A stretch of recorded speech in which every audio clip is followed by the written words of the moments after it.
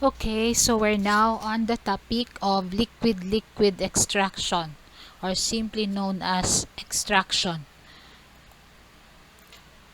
Now, when we speak of liquid-liquid extraction, it's a process for separating the components of a liquid, that of the feed, by contact with the second liquid phase, which we refer to as the solvent, with the two phases being chemically different. So the transfer of component or components from one phase to the other is driven by a deviation from thermodynamic equilibrium.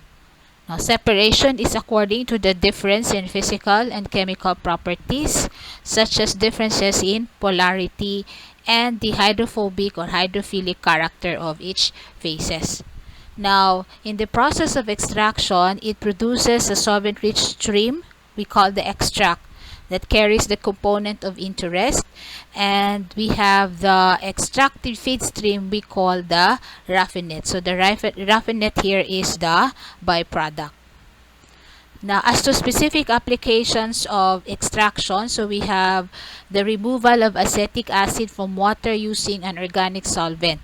No, though distillation can be used here, but in some other industries, they're using this organic solvent to take away acetic acid from water. So in here, we have the case of removing a particular contaminant, which is acetic acid.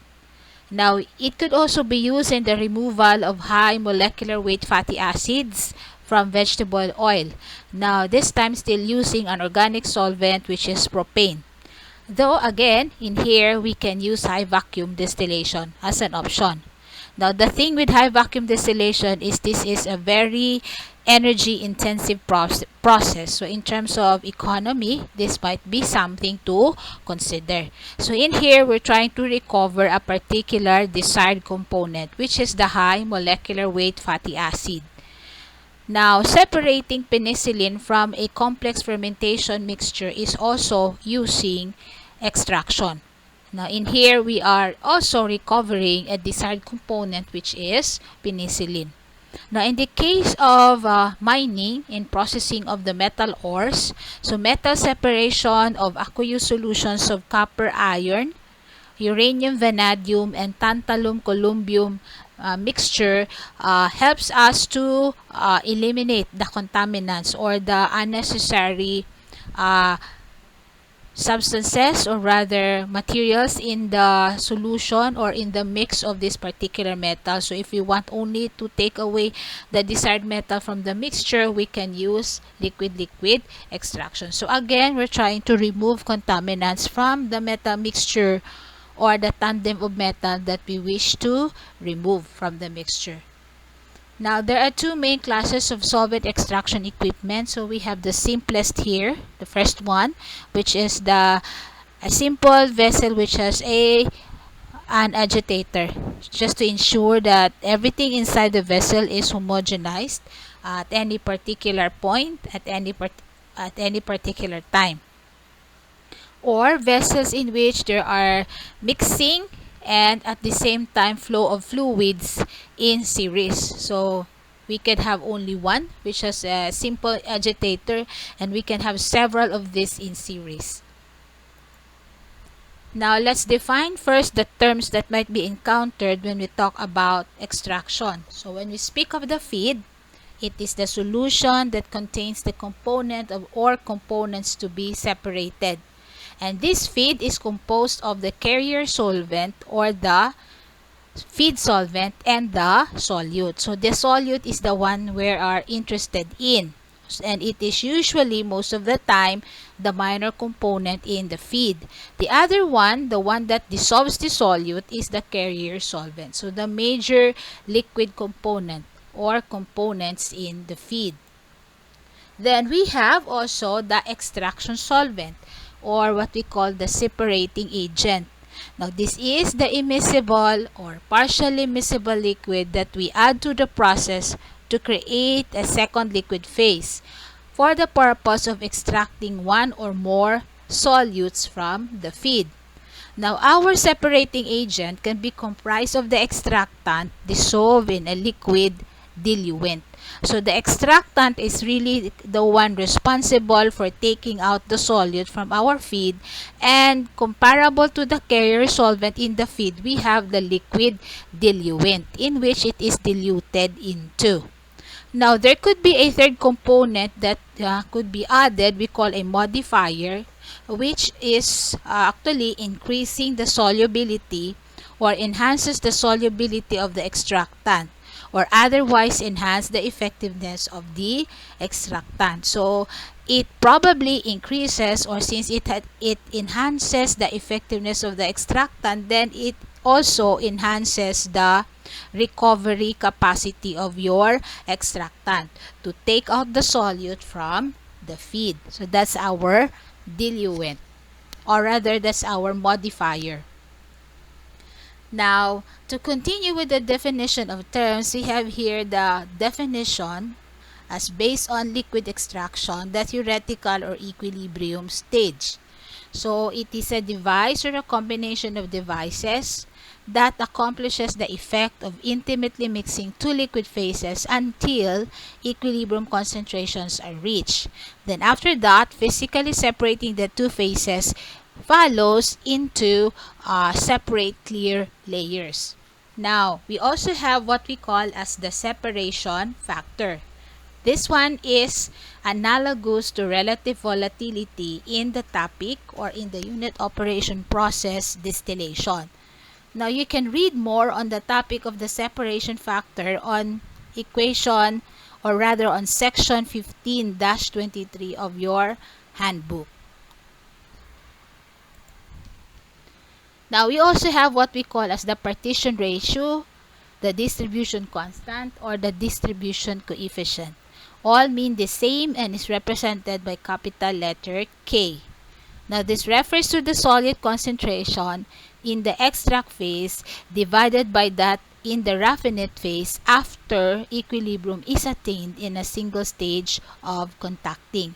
So, concentration in the extract divided by concentration in the raffinate after equilibrium has already been attained. Now, there's a note here that this one, for dilute systems with straight equilibrium lines, this partition ratio is equal to the slope of the equilibrium line. So, read on section 15-10 to 11 of your handbook for more of this concept on the distribution constant or the distribution coefficient. And there's another section here, that's section 15-29 to 31, which gives you, I think, equations where the K appears and sample problems where it is also being used. Now, we move on to the solvent properties. So what are these characteristics or properties of the solvent that are really very important so as it accomplishes its objective of taking out the solute from the feed? So, on top of the list is the loading capacity. Now, referring to the maximum concentration of solute the extract phase can hold before two liquid phases can no longer coexist, or the solute in this case tries to precipitate as a separate phase. So, this one is the loading capacity. Now, as to the partition ratio, it was mentioned a while ago in the K distribution coefficient. So, it's the same thing as the partition ratio. So, to add more to that definition, high partition ratios generally allow for low solvent use. So, meaning you need only little solvent to take out a considerable amount of solute if your partition ratio is high. What happens if it is of small value? So, smaller and less costly extraction equipment if this K is high, and lower cost for solvent recovery and recycle. So, if you will have a lower value than what is expected, so that you will have less costly equipment and you will have a less amount of solvent to use, and you will have least cost of recovering the solvent and recycle it, then the opposite happens when this K value is small. Now, partition ratio on the order of 10 or higher are desired for an economical process. Meaning, below 10, we will have a problem with recovery and recycle, and we will have really a problem in terms of costing of the solvent to use, because it will need more solvent for a given degree or percentage of recovery. As to solute selectivity, the term itself or the property itself implies what it represents. So it is important not only to recover a desired solute from the feed, but also to separate it from other solutes present and thereby achieve a degree of solute purification. Now, the selectivity of a given solvent for solute I compared to solute J is characterized by the separation factor, which is mentioned in the previous slide as analogous to relative volatility. Now, values here, just like relative volatility, should be greater than 1 or equal to 1 to achieve an increase in solute purity, meaning a greater recovery of the solute for an alpha value of 1 or greater than 1.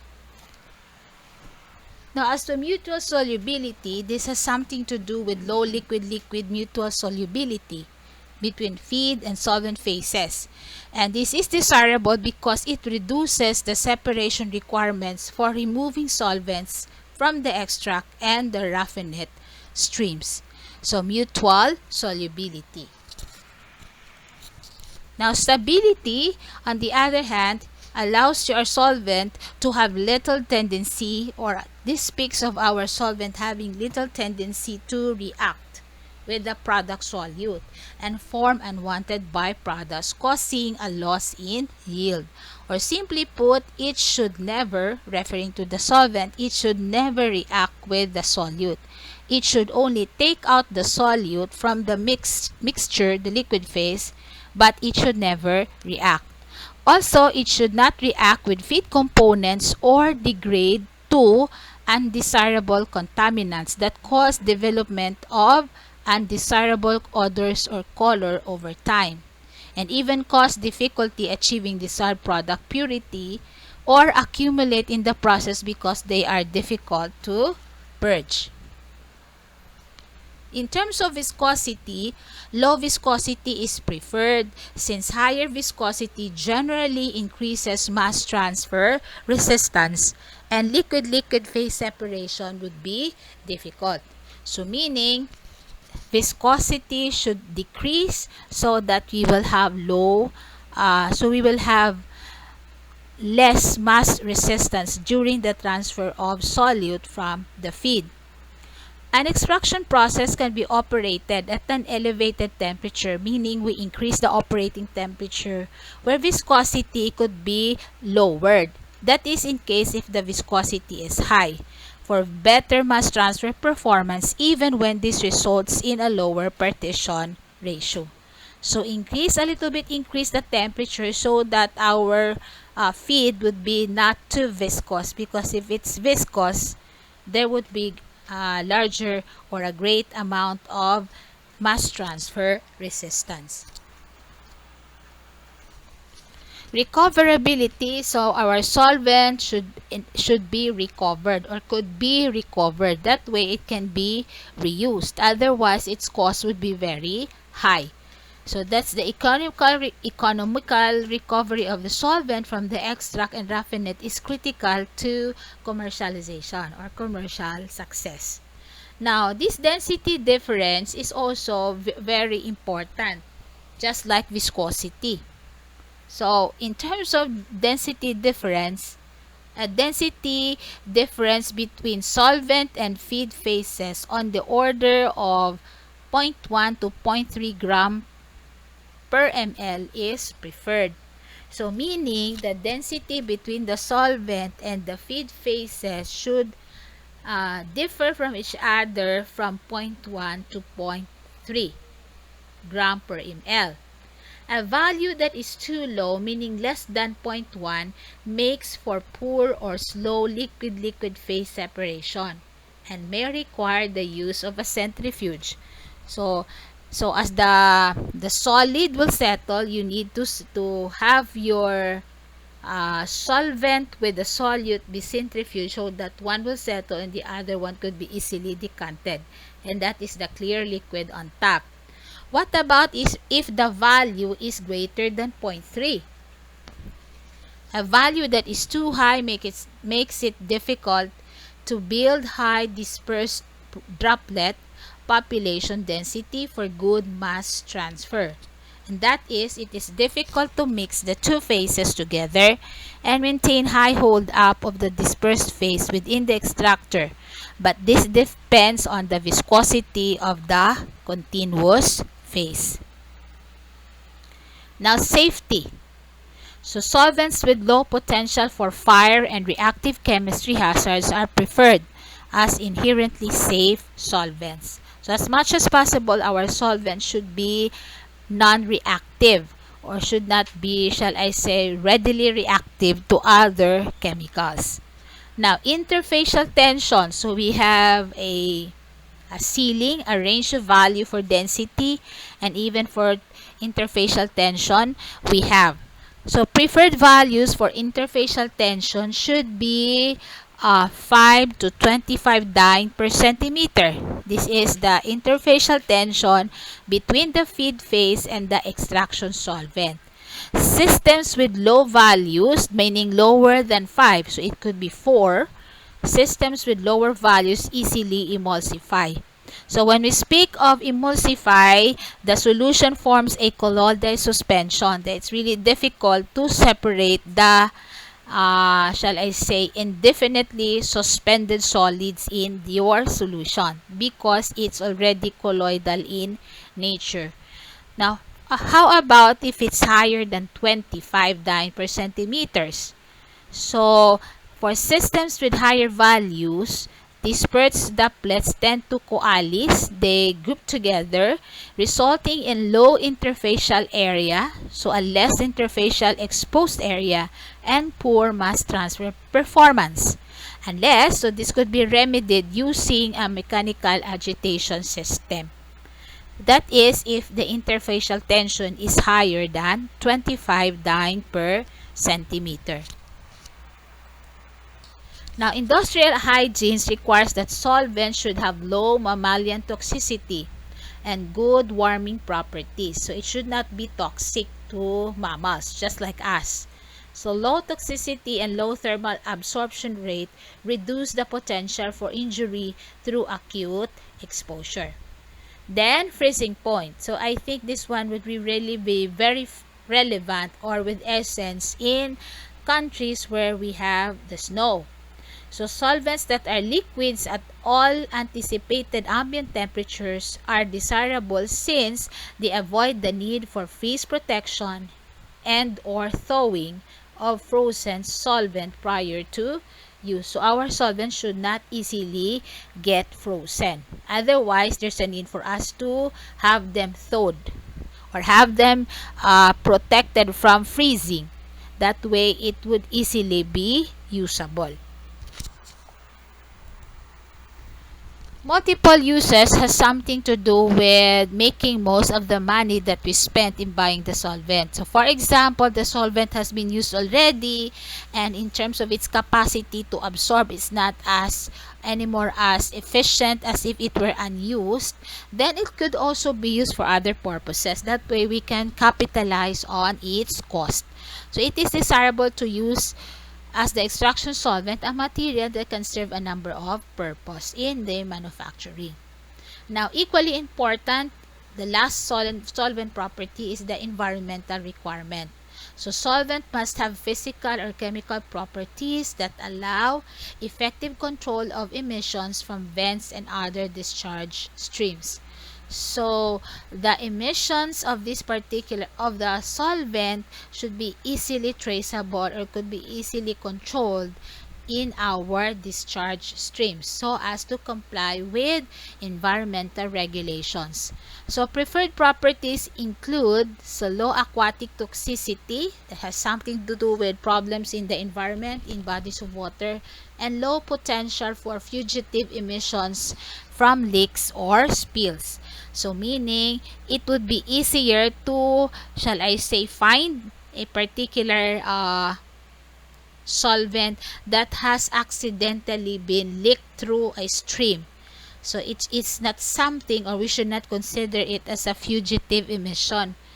Fugitive meaning, if somebody is a fugitive, he is or she is very hard to track or input again to the cell. So the same thing with emissions that contain these solvents. So they should be easily traceable and containable.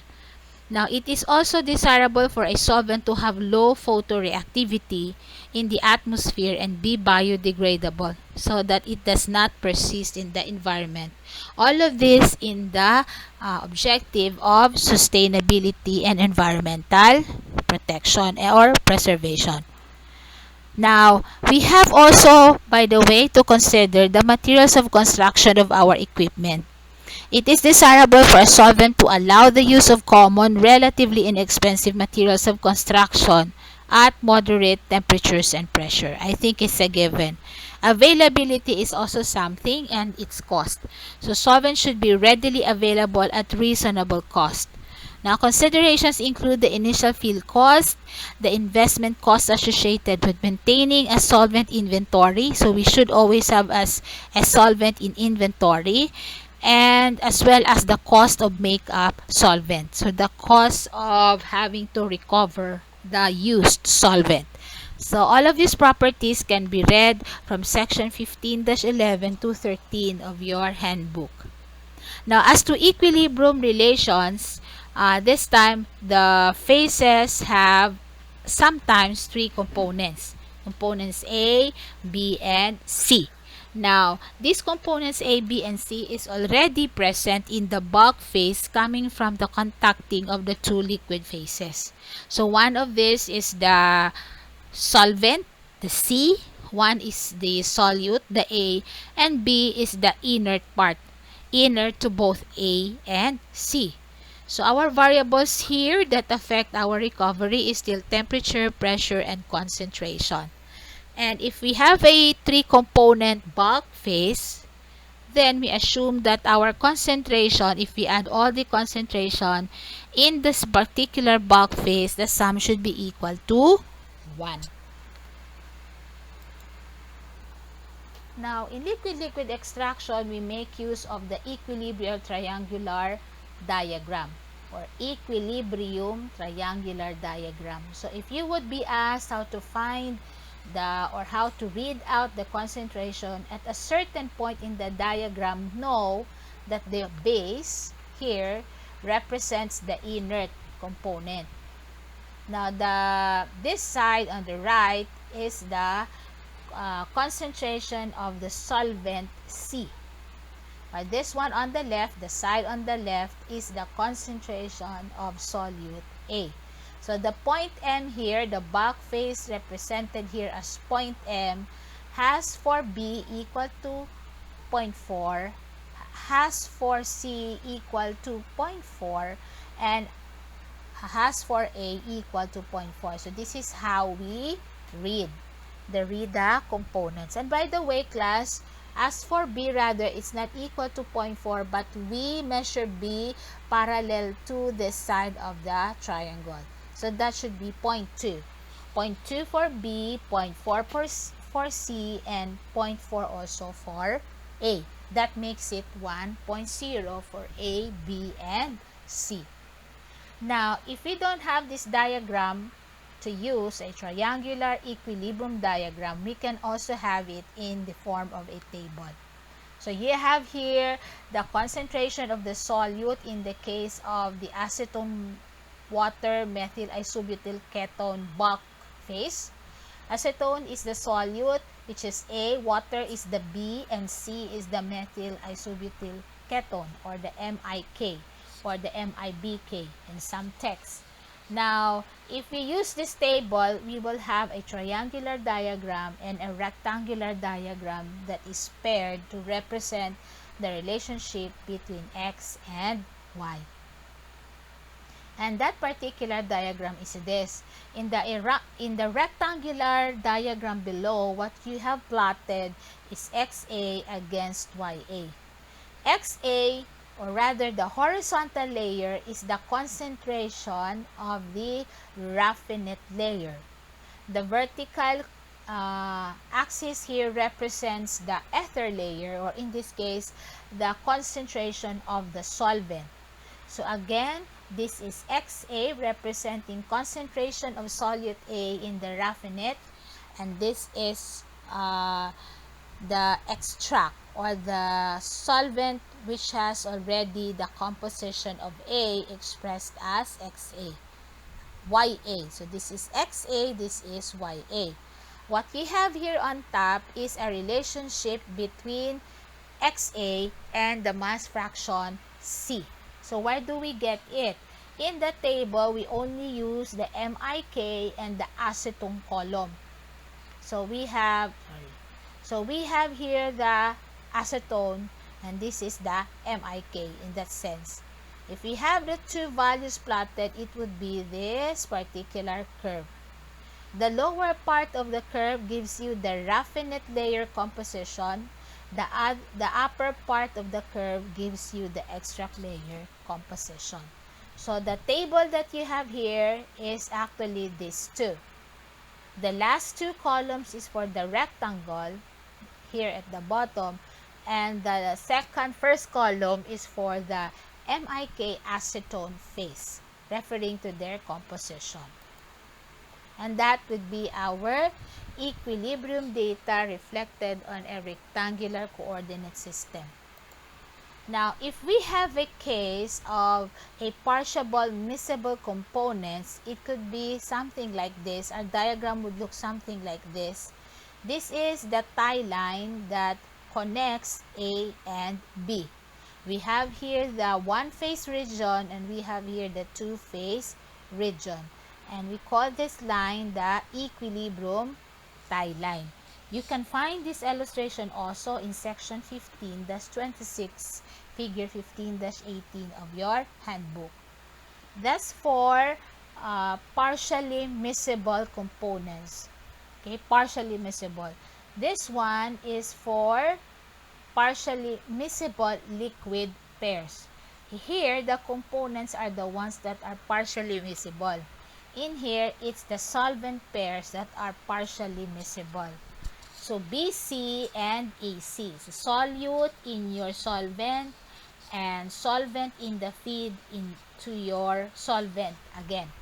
So, this is your one-phase region, top and bottom. This is your two-phase region, the region where both the liquid and the vapor, rather, shall we say, the mixture now of your two phases is in here. So, you have the tie line in between. We call this as the phase envelope. The phase envelope. This one is one phase, this one is two phase. Meaning, if it's in a mixture, you can really see the as something like a defining line separating the two phases. Whereas the one you have on top and at the bottom are all single phase systems. Only here do we have a two-phase system. If we have a single equilibrium stage problem, so we can represent it simply by a box. You have here the feed, and you have here the raffinate. You have the solvent, and you have here the extract. This is a single phase unit, or a single stage unit. If we will look into the material balance, then you just simply have to add the streams that enters the representation of the extraction unit, and we add it to the sum of the V1 and the L1. The M is still the back phase M. Now, once you have already written the overall material balance, it's easy to write the component balance because all you have to do is multiply your streams here on top by the X or Y equivalent. So, we use X for the concentration in the liquid phase, and we use Y for the concentration in the solvent phase. I'm so used with Y being the gas, solvent phase, and XA here, the concentration of the back phase. Now, we can do that also for our solvent C. But what is recommended is we always make a component balance based on solute A. Now, as to types of equipment and design for LLE, there are several. So we can have a simple mixer settler for extraction. We have a spray type extraction tower. So we have sprays of liquid. In this case, we have sprays of liquid going down. This is the feed. And we have the solvent here being introduced at the bottom leaving the top.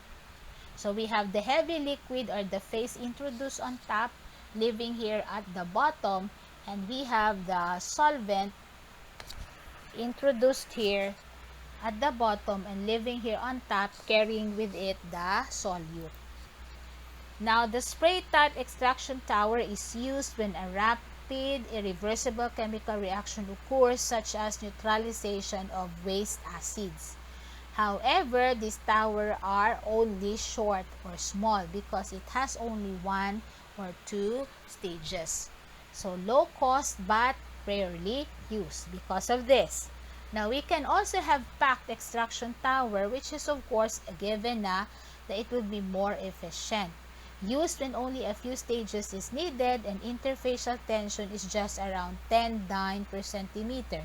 The choice of packing material is based on the continuous phase. In extraction class, when we speak of continuous phase, that's the feed phase. Okay?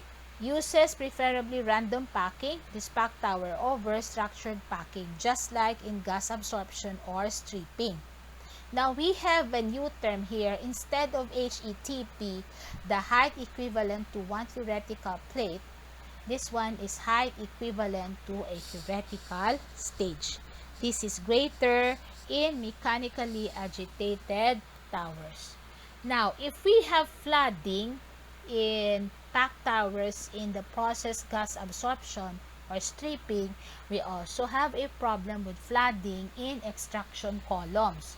So this occurs when increasing either of the flow rates of the dispersed, that's the solvent phase, or the continuous phase, which is the feed phase, makes both of these phases leave the continuous phase outlet. So meaning both the feed phase and the solvent phase leaves the continuous phase outlet, and that is they all live at the bottom of your column.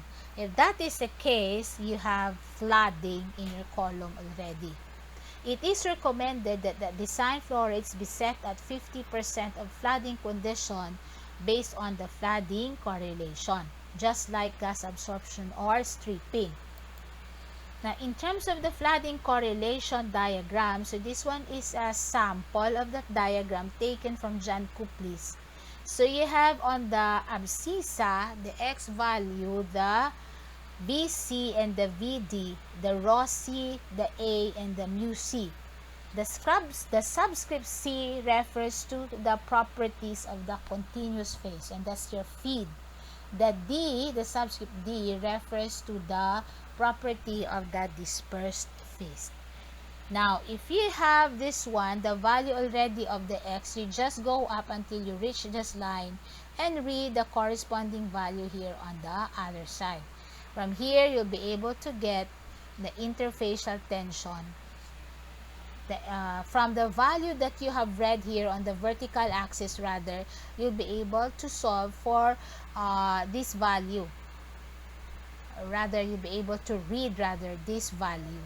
Now, whatever is required in the problem that you can get because you already know the value that you will equate to this particular equation.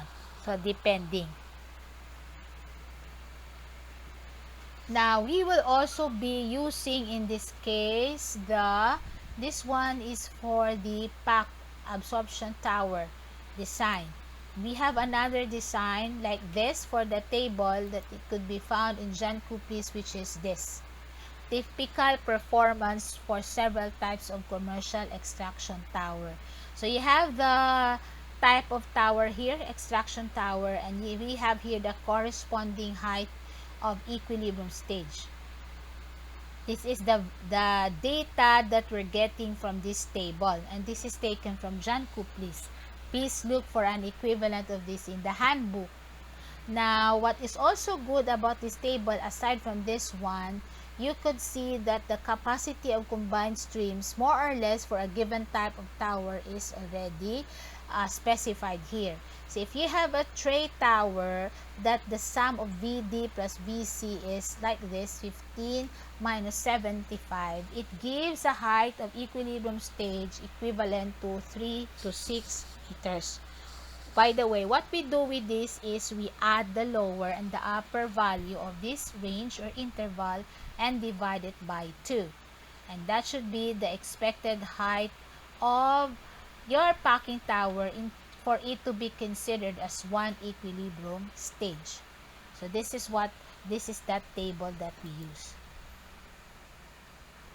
And by the way, we have the property or the formula, the empirical formula for interfacial tension here, just in case the interfacial tension for a particular system that is given you is not found in the handbook.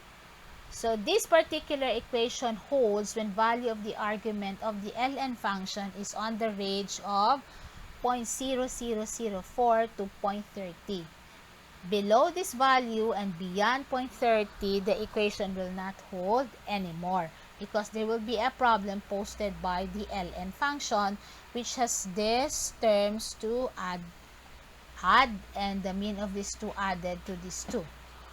Now, a value for interfacial tension here, sigma of 1, indicates that complete solution of the phases at the plate point. So, meaning, you only get to observe or see one phase, though you have two phases that were contacted. Now, 1 dyne per centimeter in this case is equivalent to 28,572 pounds per hour squared. And this conversion is taken from John Copley's. Now, we have here the types of extraction towers, the corresponding interfacial tension, the tray spacing, the hole diameter, and the VD and VCs, which are referred to as the velocity. Velocity of the dispersed phase for the V sub D, and velocity for the continuous phase for the V sub C. In here, you are determining, in this formula, you are determining the fractional tray efficiency with this range of tray spacing. So if we have a tray or a sieve tray, specifically extraction tower, our tray spacing should be within this range with an open tray area of 15 to 27%. What does this mean? This means that whenever you sum all the areas of the holes on the tray, it will not be more than 25% of the entire area of the tray. The diameter of the hole should be also on the stipulated value here. So this formula allows you to solve for the efficiency, and that is the overall efficiency of our extraction column. And we have here the table that I have shown to you a while ago. Now, we can have the perforated sieve tray extraction tower. So, it's sieve tray. Capacity is for this one. There's good efficiency due to minimum back mixing, multiple interfaces, limited turn-down flexibility, affected by changes in wetting characteristics, and limited as to which phase can be dispersed. So, this is a continuation of our discussion in the previous page of the perforated or sieve tray extraction tower. We can also have a pulse tower, so meaning the tower also pulse. Toga kurog siya. Or there's a pulse inside the tower. So we have the capacity here, and take note of the specific application. And you can read the rest by yourself. So pulse tower. As for pulsed and sieve tray towers, these are towers which are mechanically agitated to increase mass transfer efficiency, with throughput as the mass transfer efficiency. So for pulse packed towers, this is the thing that you should know. Reduces HATS by a factor of 2. And for liquids with high interfacial tension, this tower is for us to use. Okay, for the pulse sieve tray towers, we have here the corresponding design. specifications or limitation, because it has a limitation here. Now, for mechanically agitated towers, so these are towers that have mechanical agitation inside, as you can see here. Okay, agitation ensures that there's uniformity in concentration in the inside the tower, and at the same time, of course, the reaction between the solvent and the feed is enhanced. This one is the mechanically agitated extraction tower. Okay, and what you have here as a sample is the car reciprocating plate tower. So that's how it works, and you have here the specification. Now, take note of the application. It's best suited for systems that emulsify. If we have a continuous multi-stage counter current extraction, this is our overall mass balance. LO and V sub n plus 1 is equated to Ln and the V sub 1. The balance on A, on solute A, is based or patterned after the overall material balance. Now, for multi-stage counter-current extraction in your handbook, you have these equations to look into, specifically the Crimser-Saunders-Brown theoretical stage equation. This allows you to determine analytically the number of stages or trays inside your tray extraction towers. For equilibrium curves with moderate curvatures, geometric mean of M could be used. Now, this is the equivalent of Crimser equation being used now in liquid-liquid extraction. So, the equation actually is comparable to the Crimser equation for stripping. And you have here the values already defined. You can refer to section 15-21 of your handbook for this, and this is equation 15-3. So, for minimum solvent flows, that will be, or that could be translated to optimum value of the solvent, you please refer to these pages in Geometry, please. Thus, the process of determining is comparable to that in stripping. So, this is our Crimser equation for N. This is also our N using the equation in the handbook. This one is taken from the handbook. So, for multi-stage extraction with immiscible liquids, if the overall material balance and the component balance will not help us find all the streams or all the concentrations of our stream, it is suggested that you use this particular component balance in gas absorption. So, you have the inert part of our phases multiplied to their mole ratios, not mole fraction. So, these are your equations available in your handbook for minimum and maximum solvent to feed ratios. This one is taken from McCabe, and this allows you to determine how much was not extracted, how much was extracted, what is the recovery. Okay, so please refer to McCabe equation 23.4. This is the latest edition of McCabe for the explanation or even the use of this formula in a sample problem. It's there. Okay, as for efficiencies, we have also overall stage efficiency or Morphy stage efficiency, just like distillation later on, which has efficiency and even absorption. So, overall stage efficiency related to Morphy stage efficiency. If you're going to relate these two, you have to go to equation 15-56. Now, as to the height equivalent theoretical stage, this is the equation in the handbook that you can use. So, please make use, or please go to section 15 of your handbook. There are sample problems there as to the use of the Crimser equation, as to the use of the Crimser-Saunders-Brown equation in solving primarily the number of stages. And in here, I have inserted some sample problems on why is this crystallization. There was a mistake her class. This should have been liquid extraction. So I will just have this re-edited and send to you the edited copy in Canvas.